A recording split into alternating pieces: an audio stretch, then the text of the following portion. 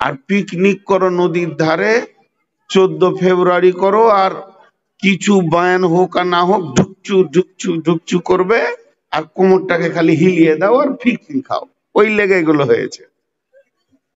সরকারি যত মিটিং হয়, কোনোদিন বক্স দেখেছেন? বক্স মানেই হচ্ছে ওটা বাজে জায়গা।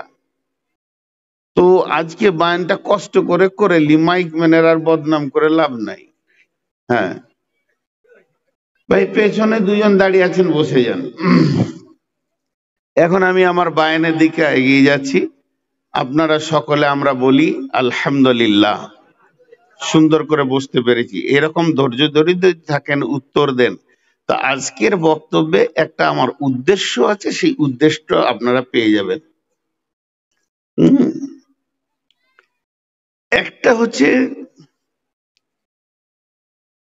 বাঁচো, বাঁচো, ইজতানিবু, আল্লাহ কোরআনে বলেছেন বাঁচো। আবার সফল কাম হতে বলেছেন, সফলতা অর্জন করো। সফল কে? এখানে যতগুলি লোক বসে আছেন সবাই কিন্তু নিজে নিজে সফলতা। কেউ কিন্তু কাউকে মনে করে না, নিজেকে মনে করে না যে আমি অসফল। একটা মাতাল সেও মনে করে আমি সফল, আমি ঠিক আছি, তুই ঠিক হোগা। চোর, দাগি চোর এলাকার, সেও চায়ের দোকানে বসে বসে গল্প করবে যে আমার মতো ভালো মানুষ কেউ নাই, আমি কাউকে তোয়াক্কা করি না, মিথ্যা কথাও বলি না, চুরি করতে পারি, বংশ ভালো। নিজেকে কেউ কলঙ্কিত করতে চায় না। কিছু কিছু বাড়ি যাবেন তো দেখবেন বাড়ির বটুখানাতে এরকম ছোট ছোট পিকচার, এটা মাধ্যমিকের, এটা এইচএস এর, এটা গ্রাজুয়েশনের, এটা মাস্টার্সের, এটা MM, MD, MB, MBBS certificate, সাথীদের ছবি। দেখেন এতগুলো লোক বসে আছে, ও একাই দাঁড়িয়ে আছে, ও ওইটাকেই সফল মনে করছে যে আমি বসবো কেন, আমার বংশ তো বদনাম হয়ে যাবে, আমার বাপ বসেনি, আমার দাদু বসেনি, ওটাকেই ও সফলতা মনে করছে। ওকে গিয়ে কেউ ওর পাছায় লাত দিবে, তখন ও বসবে, তার আগে বসবে না, কারণ ওদের বংশের ওটা সফলতা। আর যে আছে ও ঠিক বুঝতে পারছে। তো এক একটা মানুষ তার নিজস্ব ট্র্যাডিশনের দুনিয়া করে।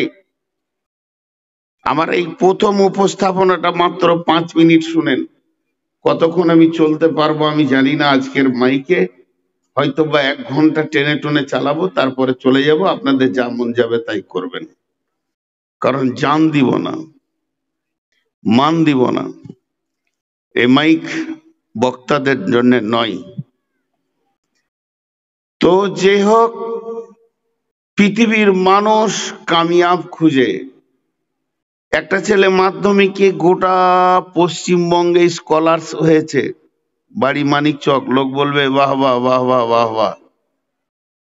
আপনাদের মালদার একটা মেয়ে ভাদর মাদ্রাসা বোর্ডে ভালো রেজাল্ট করলো, বাহ বাহ বাহ বাহ বাহ বাহ। আবার মালদার আর একটা মেয়ে গানে খুব স্পেশাল হয়ে গেছে, ওর মা আবার ওকে মিষ্টি খাওয়াইছে, আর আমি মনে মনে ভাবছি, ফেসবুকে দেখছিলাম, হাই রে মা রে, তোর মেয়ে জাহান্নামের খোরাক হচ্ছে, তুই আনন্দ পেয়েছিস। ওটাকে সফলতা মনে করছে। অথচ সফলতাটা কত গুরুত্ব, সফলতা নেওয়া কত গুরুত্ব, সফলতা নেওয়া কত গুরুত্ব। আল্লাহ তাবারাক ওয়া তাআলা আমাদেরকে সফলতা নেওয়ার ব্যাপারে 11 বার কসম খেয়েছেন। কসম খায় কখন মানুষ? কথাকে গুরুত্ব দেওয়ার জন্য। এই মাদ্রাসার সেক্রেটারি আমাকে বলছে, হয়তো উনি বলছেন যে ভাই আগামী কাল থাকেন, আমি আপনাকে ভালোবাসি, আমার বাড়িতে মেহমানদারি করেন।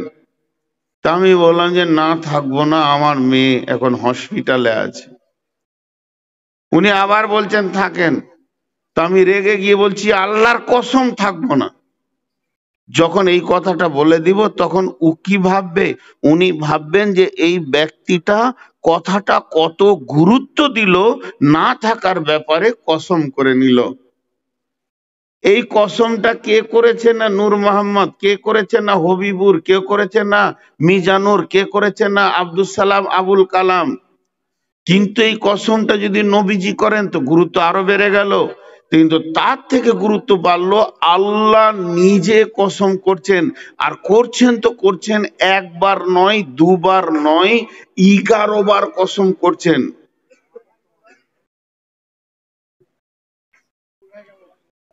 চিন্তা করেন, আমি যে কথাটা আপনাদেরকে বলতে চাইছি, 11 বার কসম মানে তার গুরুত্বটা কত বেশি।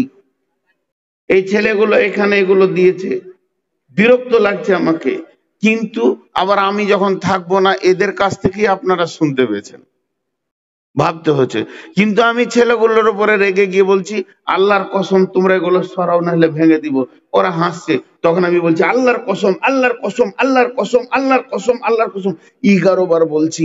তার মানে আমার কত রাগ হয়েছে, তুই যদি না হটাবি তো এক্ষুনি ভেঙে দিব, এটা 11 বার বলছি। তো এইরকম আল্লাহ 11 বার কসম খেয়ে আপনাকে আমাকে যতগুলি লোক পৃথিবীতে বেঁচে আছে সবারই কথা এখন বাদ দেন, আজকে তাদেরকে রেস্ট করতে দেন। যে কটা এখানে মহফিলে মহিলা এসেছেন, যে কটা পুরুষ এসেছেন, এদেরকে আল্লাহ বলছে তোরা সফল কাম হ, তোরা কামিয়াবিটা নে।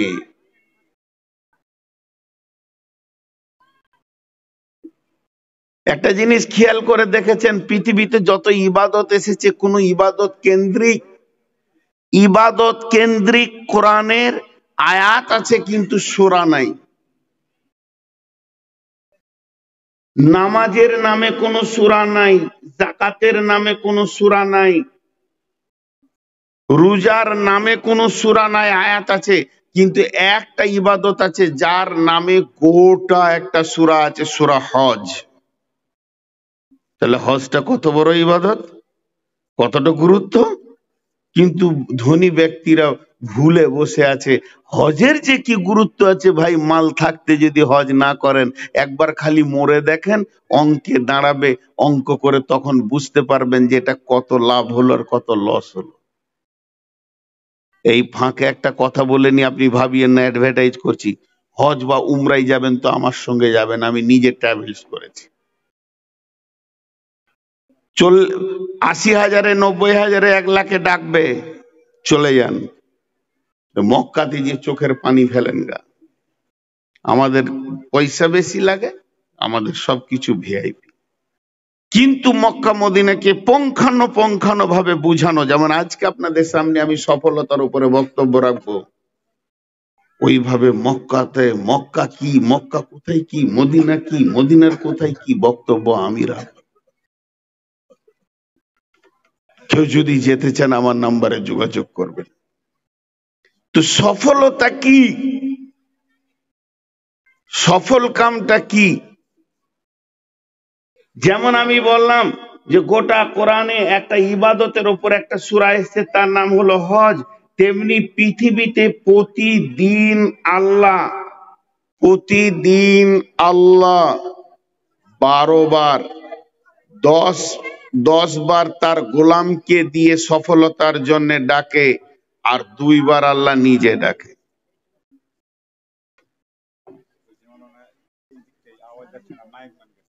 ওই তো মাইকম্যান, এই মাইকম্যান কে আছেন? ভাই মাইকম্যান, আপনার তো একটা দায়িত্ব আছে, আপনি এখানে এসে অপারেটিং করবেন, আপনাকে ডাকতে হবে কেন? কোথায় আছেন আপনি? আপনার কাজে আছেন। মেয়েদের দিকে আওয়াজ যাচ্ছে না, এটা পুরুষের দিক নয়।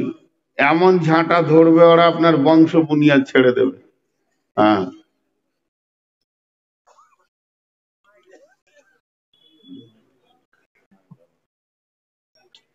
এটা নাম্বার দিতে গেলে 0 দিব আমরা, বক্তা তো famous বক্তা, 0। আপনারা আমার দিকে খেয়াল করেন আবার। হাইয়া আলাস সালাহ,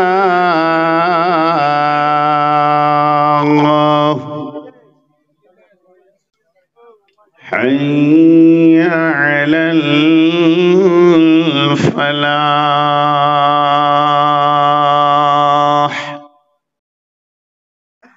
হাইয়া আলাল ফালাহ মানে কি? আল্লাহ তাবারাক ওয়া তাআলা তার গোলামকে বলছে, হে মুআজ্জিন, তুমি আমার গোলামদেরকে ডেকে দাও, তাদেরকে বলো হাইয়া মানে এসো, আলাল ফালাহ মানে সফলতার দিকে এসো। তোমরা যদি সফলতা নেবে তো আল্লাহর ঘরে এসো। হাইয়া আলাস সালাহ নামাজের দিকে এসো। হাইয়া আলাল ফালাহ সফলতার দিকে এসো। তাহলে সফলতা নেওয়াটা কত গুরুত্ব, কত গুরুত্ব, কত গুরুত্ব। আল্লাহ অন্য কোনো ব্যাপারে এত বক্তব্য দেননি যত দিয়েছেন সফলতা নেওয়ার ব্যাপারে। আমার রব একবার নয়, প্রতিদিন 10 বার তার মুয়াজ্জিনদেরকে দিয়ে আমাদেরকে ডাকেন সফলতার জন্যে। এতেও আল্লাহ সন্তুষ্ট নন।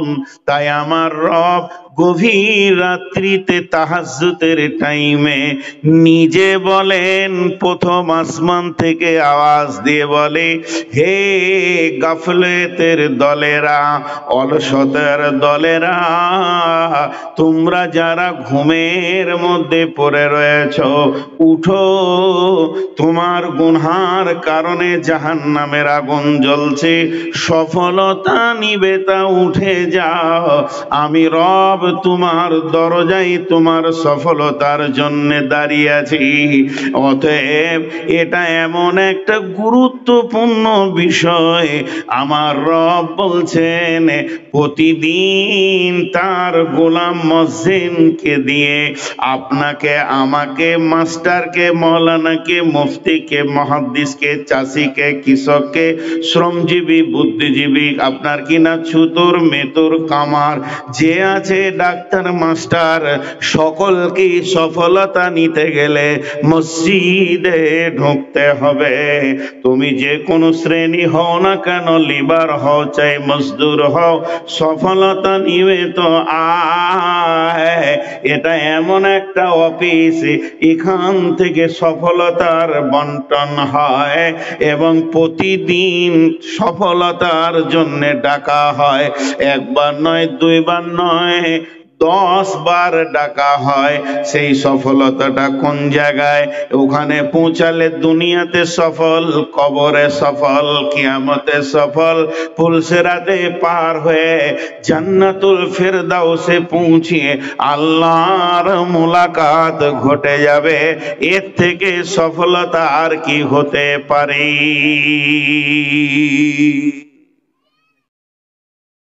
জি ভাইয়া, আজকের কথা খুব গুরুত্বপূর্ণ হবে। জালালপুর আর আসবো কিনা জানি না, বেঁচে থাকবো কিনা জানি না, রুজি আছে কিনা জানি না, হায়াত মত আছে কি, আছি মত। শরীর আগের থেকে অনেক দুর্বল হয়ে, আগের মতো আর মজবুত নাই। আর আমি অনেক টেনশনের উপরে এসেছি। আমি আজ পর্যন্ত আমার লাইফে টোটাল 22 বছর জালসা করছি, 6টা জালসা মরেছে আমার লাইফে। 22 বছরে 6টা। ওই 6টাই স্ত্রীকে নিয়ে হসপিটালে ছিলাম, পরপর 6 দিন। তার মধ্যে 3 দিন লোক ভালো ব্যবহার দিয়েছে। আপনাদের হবিবুর রহমানের জালসা মরেছিল জালালপুর, মালতীপুর জালালপুর, আর একটা নমুনিয়া মরেছিল, আর একটা। তো ওরা 3 জন পরের দিন খোঁজ নিয়েছিলেন যে কেমন আছে, ভাবি কেমন আছে হসপিটালে। হবিবুর তো আমাকে 2টা গালি দিয়ে দিলে বন্ধু হিসেবে, খালি জালসা করে বেড়া, বউটাকে দেখছিস না, ভালো করে চিকিৎসা কর। আর 3 জন নেগেটিভ হয়েছিল। সকালে বলছি ভাই হসপিটালে, বলছে আয় শালা তোকে কাটবো। আপনার এলাকার লোক এই 10 হাত দূরে ভূতনি দেওয়ার থেকে, তোকে যদি মালদায় পাই তো কাটবো আয়। যতদূর পারি জালসা মারার চেষ্টা করি, আপনারা দোয়া করবেন। আমার মেয়ে হসপিটাল আছে, ভালো আছে, ভালো আছে, বিশেষ কোনো বড় রোগ নয়। আমি নানা হয়েছি গত পরশু, এটা আনন্দের বিষয়। কালকে ডাক্তার ছেড়ে দেবে আমাকে, ভোরে পৌঁছাবে। তো সফলতা আমরা কি